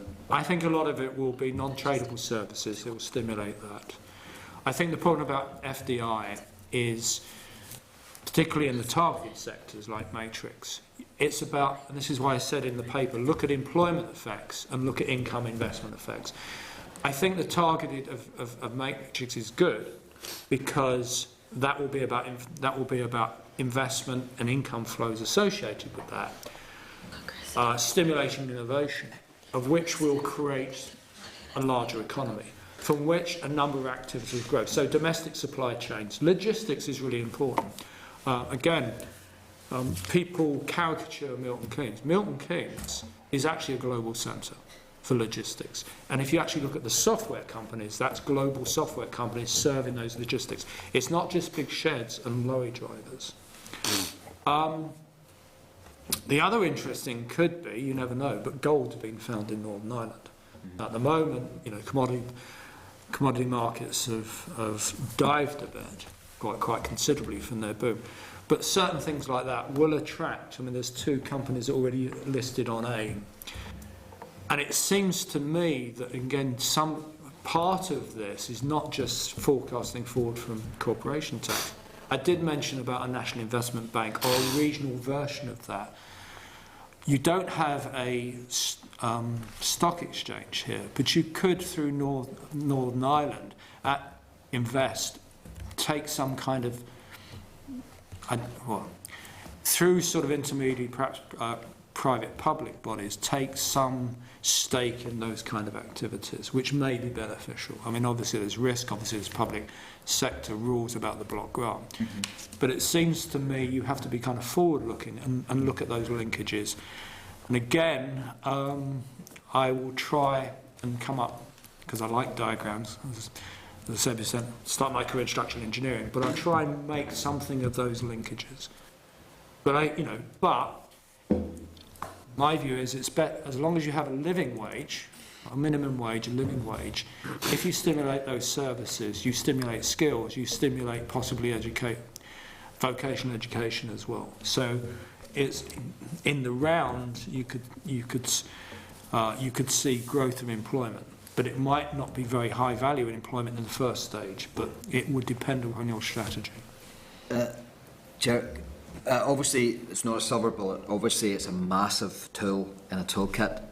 But how much will that tool be blunted if we, as a region, manage energy? Well, I think that's crucial, to be honest. I mean, I didn't realise before I took this role up that you had the most expensive energy tariffs in the whole of the UK. But you also have the capacity for renewables, given the climate, etc., etc. It would seem to me as well that a lot of the complex regulation around utilities and natural utilities has actually increased transaction costs for businesses and then costs for consumers. And the argument that may be made, that's made by Ryanair, but in their case rightly so, that you have to hedge because energy prices are in dollars. You have to hedge, so you won't get an immediate cut, but you wouldn't want volatility. But it seems to me there is a basis for, in part of, not just devolving corporation tax, but some kind of powers over energy. I think that's quite crucial for Ireland, and perhaps all Ireland linkages are important because the need for scale and the need for the appropriate kind of mix of energy sources. But I think it's absolutely crucial. Thanks, Chris. And again, just come back to that, and I think I've said this before. Eskom, which is the South African energy provider, electricity company, decided to deregulate, but it didn't build any capacity. Yeah. So it didn't privatise. I mean, it seems to me if you're going to have markets, have markets. You can have, and obviously in utilities you have to have regulated markets. And so mining companies, particularly chrome mining companies, are being paid not to produce more than they're getting, and this was at the peak last year. So there's a paradox there, and that's the biggest problem that South Africa has, is its energy. I mean, the distortions of the commodity industry notwithstanding, because they rely on that, but that's the biggest problem they have. And there's a huge conference going on at the moment called Mining in Durban, which is the biggest mining conference in the world, and that is one of the big issues. Okay, thank you. Thanks, Paul. Danny. Thank you, Chair, and thank you very much. You may have heard my sort of questions. I've always been concerned that both in tourism and in investment, we're always looking at the big things. And therefore, a lot of effort goes into bringing the big companies here, and it's great because it creates the jobs. But are we building ourselves a problem for the future in that our smaller and our medium companies, which are trying to expand, will find they're never able to because they're either losing their skills to the bigger companies as they benefit, or things aren't trickling down to them and so that they can't get the trade? Or is it the right way to go because that then links us to the world and to the global markets, which the smaller companies can't do? Well, clearly, the number of events you've got, the Titanic, next year for Derry, London Derry being Creative City, European City of Culture. And if you link tourism to sport and culture, then you've got a wider base. But I take your point. I mean, I think it's always important to look at second and third order. It's not just the highlight. And again, clearly for politicians, you know, to actually get these events. And one of the stimulus from Giro d'Italia, I didn't realise that Northern Ireland didn't have a strong tradition in cycling, which the Republic does, which Scotland does now, particularly around Manchester. But if you actually look at the number of small cycling shops that have opened up, and they're important, and they also, in terms of skills, but just things like repair and the increase in cycling generally. And I think it's important, but in terms of those kind of, that retail end, the important point is about local government finance, which Northern Ireland has successfully changed, and that's recognised by finance. But also things like business rents and rental values and leases. I mean, it's ridiculous. I was talking earlier today about where I live in London. Unless you've got the freehold of shops, you don't stay in business very long. And also the local authorities are only interested in the big multiples, not their local shops. So I think that base is really important. I think the other thing as well, apart from getting the reputational capital, if you like, for Northern Ireland's tourism, clearly things like golf as well, is actually undiscovered beauties in any places. And if you wander around London, don't necessarily go to the big galleries or whatever. There's lots of interesting little things. I know it's capital city, it's been there a long time, but a long history. And until the Titanic, there's a lot of kind of, if you like, oral history around that, which is centred at the moment on Belfast, but elsewhere. So I think that's important in thinking about what you can do at that lower level and make the linkages. So when the Minister talked about the Department of Employment and Learning, sorry, Dale? Yeah. Actually merging, I think those things are important. You will still get rivalries, but I think you actually then have to look, and it comes back to the spatial question, parts of Northern Ireland where this kind of tourism at a smaller scale is important. But if we take the same thing to bringing in big companies with Invest NI and corporation tax, is it the same problem? Because there you've your medium and your smaller companies who are finding it hard to compete and therefore will struggle. And yet they're the heart of the economy when things go bad. That's what I'm really digging into. Do we need to be much more careful so that we're bringing up our smaller and medium companies at the same time? Oh yes, absolutely. And I mean, it's the same in there's a lot of talk about small and medium enterprises in England, particularly in London, but there's not the support for them there should be. And after all, as you've seen in the notes, given the employment structure, cutting corporation tax, unless you get a lot of big companies in, isn't initially going to generate a lot of income. But again, it could. I mean, there's conditionality about FDI, but also just, if you like, if those companies locate, particularly tourist companies, about their linkages to specialised tourist companies. And it's interesting how we've gone from mass tourism of the old days of people going to Mallorca for 2 weeks to actually specialist activity holidays. I mean, I'm a windsurfer and I go on a lot of windsurfing activity holidays. And that, that's the change. And actually, if you did a survey of flights going now from, I think there's a flight now to Barcelona that started up. Why are people going to Barcelona? Well, you don't go for the sun and sangria. I mean, you go to Barcelona for a range of things. And those specialist companies and looking at those activities. And again, flying over here and with Aer Lingus, they were in their magazine pointing out all these cities, all these activities, and it's very much boutique hotels, specialist activities. And I think that's something to be encouraged, but it's something that maybe that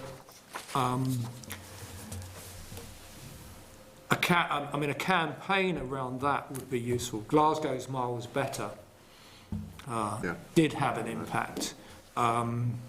May not so much in Easterhouse, but people's perceptions change because of that, and I think people's perceptions are changing in Northern Ireland. Again, I'm not a great believer in anecdotes, but the taxi driver last night was Romanian. He'd been here 7 years, and I said, "Well, how's it been?" And he's got family here. He really likes it. It's changed. I noticed the last time I came out, a lot of American golfers are now coming to Belfast rather than Dublin. So I think there's a promise there, but there's a missed opportunity if one just thinks it's the big events. Thank you. Okay, thanks for that. Unless any other members have anything further to add, thanks very much for your time, Leslie, today again.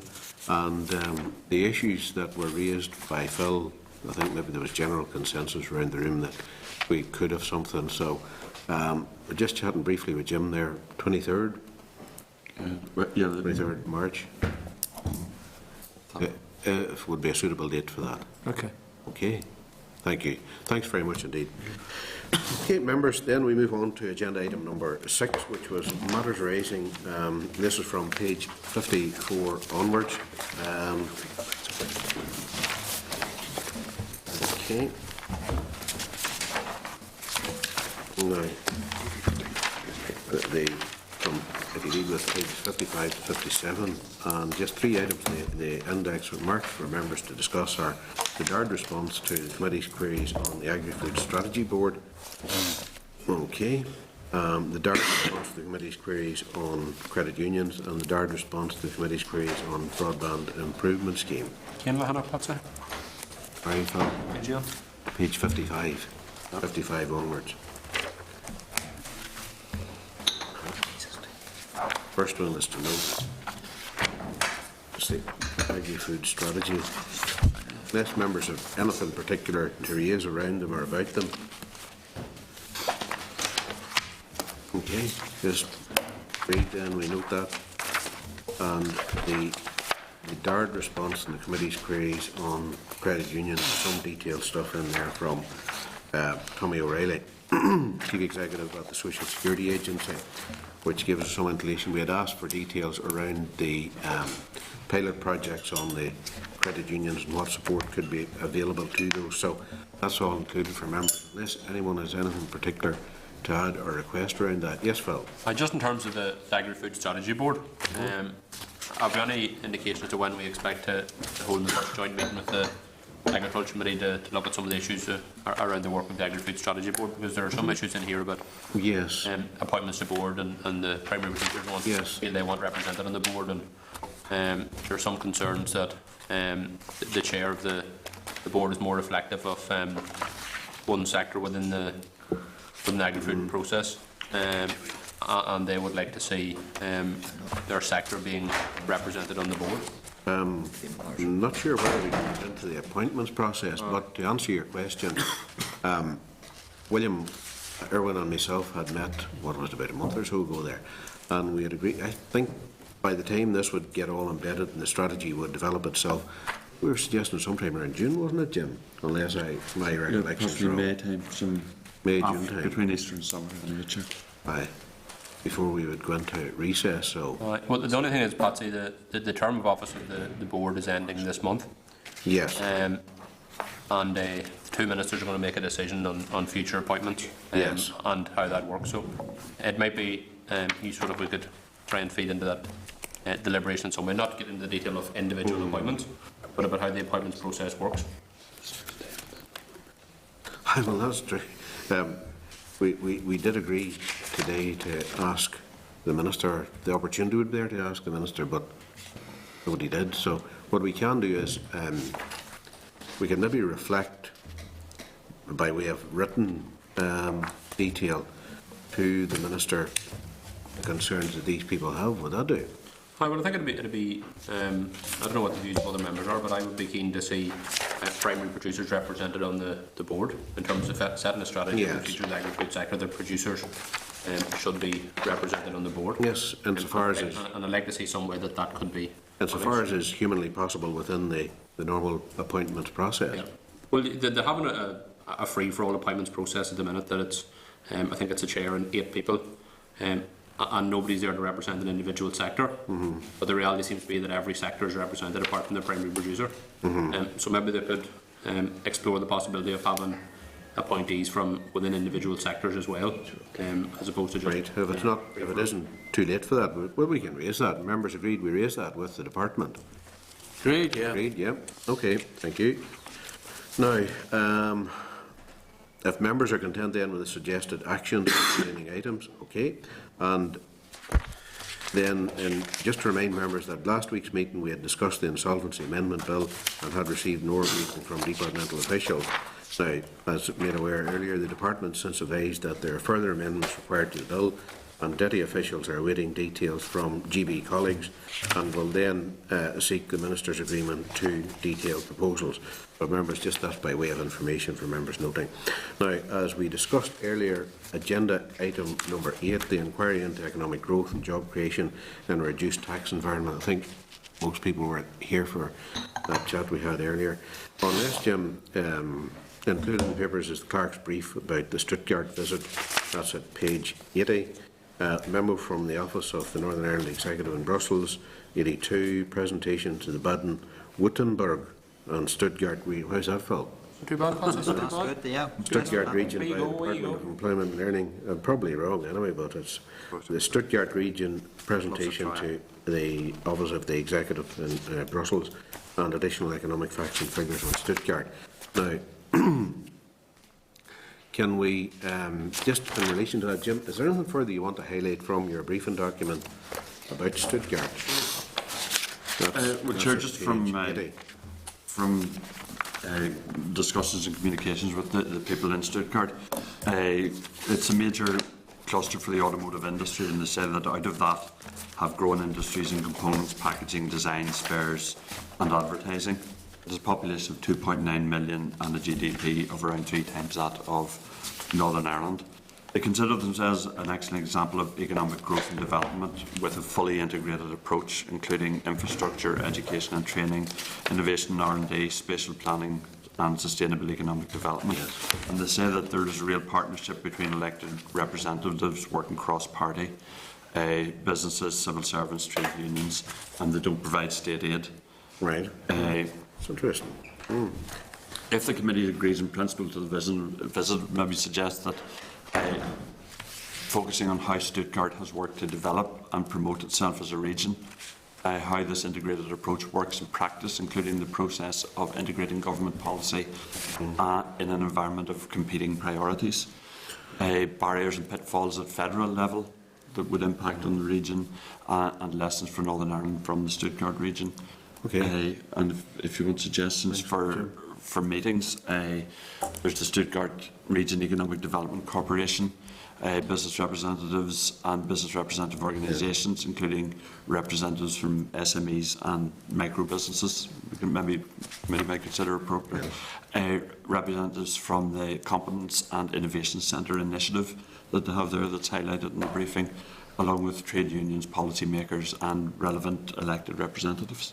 Okay. Possibly the equivalent committee in the Stuttgart region. Yep. That sounds very useful. Thanks for that, Jim. So, agreed that that we do that then. Okay. Agreed. Thank you. Then, in relation to the timing of the likes of this, Jim, I know there's a gap there which would be potentially of use to us. The date we're looking for, just for members, what, the 24th? The opportunity exists, Chair, to leave on the 24th, possibly returning on the Friday, which I think is the 27th. Okay. Agreed then. In order to go on the 24th, Chair, it would mean a shorter meeting Yes. on the Tuesday, Bit of an earlier start too. if members are agreeable to that. Right, 9:30 meeting, okay? Right, yeah. Sorry, leave on the 24th? The 24th, Paul. Tuesday. Aye, Tuesday, aye. Okay, Back agreed? on Friday then? Aye, that's the 24th of March. Yeah. Okay, agreed? Agreed. Right, thank you for that. Then, in terms of, Gordon, who attends or who wishes to attend, because I know the bookings will have to be made fairly shortly for flights and accommodation and the likes of that. The committee office to follow that. You want that? Yeah. Committee office ring around the Yeah. members and see who might be available. I think because it's attached, and again, you know my stance on visits, I'm not wanting to go out here just to look at a conveyor belt. I want to learn stuff. But what I have noticed is that whilst there's no way that we as a committee could have went to America last year, but what I think we all notice now is that the members who did go to America were able to know exactly what they're talking Yes. about on presentations of that nature, whereas the rest of us were, if you like, out of the loop. And it was very, very hard to actually delve into the minutiae, same way as the people who were there. And because this is an inquiry, I think that the committee are doing, I think it's Useful very for people to important be that well as many informed. people can go as Yes. possible. Useful for people to be kept informed. So, take it, Paul. That's a yes from yourself, is it? Yeah, well, logistics I might struggle because I'm away that weekend. We come back. All right. About when flights. Well, sure, we can But I think logistically, I can discuss it with the certainly see what way Jim or works out. staff here. Okay, agreed then. So members, just maybe we can notify those who aren't here. Just that's that they should contact committee staff if they wish to participate in the fact-finding trip. Okay.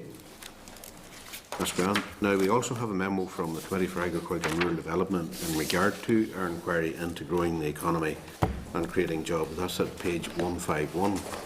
And it's with a suggestion at the end there that in regard to the very issue we were talking about earlier there about appointees, that in regard to it that we should invite evidence from the Agri-Food Strategy Board, NI Food and Drink Association, NI Meat Exporters, excuse me, and the Dairy Council for Northern Ireland. So, what do members feel about this? Also, then, if we're content to request written evidence from the UFU and NIAPA to inform the Agriculture Committee we've done this. Are we agreed? What if members feel about?